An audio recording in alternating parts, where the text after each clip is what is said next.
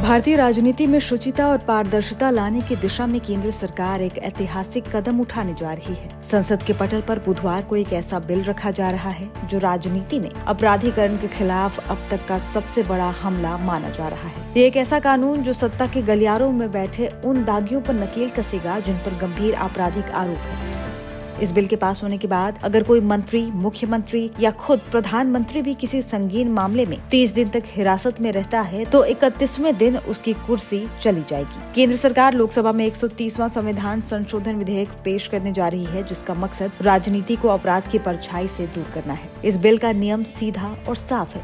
अगर किसी मंत्री पर 5 साल या उससे ज्यादा सजा वाला कोई गंभीर आपराधिक मामला है तो उसे उस मामले में 30 दिनों तक न्यायिक हिरासत में रखा जाता है तो उसका मंत्री पद बचना नामुमकिन होगा। अब बिल के मुख्य प्रावधान जान लीजिए। नियम: संगीन अपराध में 30 दिन की हिरासत, सजा 5 साल या उससे अधिक की हो।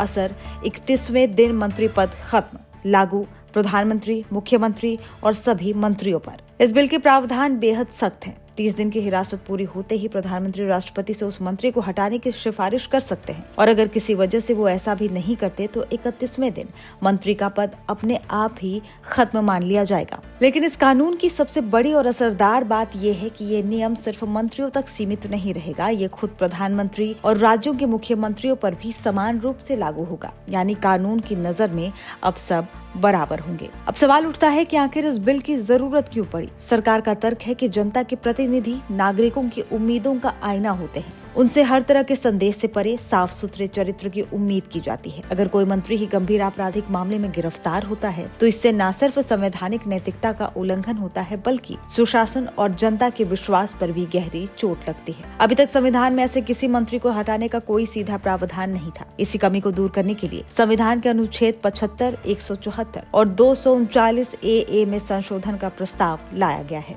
सरकार इस ऐतिहासिक बिल के साथ साथ 2 और बिल पेश करेगी। हालांकि सरकार इस पर कोई जल्दबाजी नहीं करना चाहती। इन बिलों को विचार विमर्श के साथ संयुक्त संसदीय समिति यानी JPC के साथ भेजा जाएगा ताकि सभी राजनीतिक दलों के बीच इस पर एक आम सहमति बनाई जा सके। तो जाहिर है अगर ये बिल कानून बन गया तो ये भारतीय राजनीति में एक नए युग की शुरुआत करेगा। ये कदम राजनीति को दागियों से मुक्त करने में कितना कारगर होगा ये तो भविष्य ही बताएगा, लेकिन इसने देश में एक बड़ी और जरूरी बहस को जन्म जरूर दे दिया है।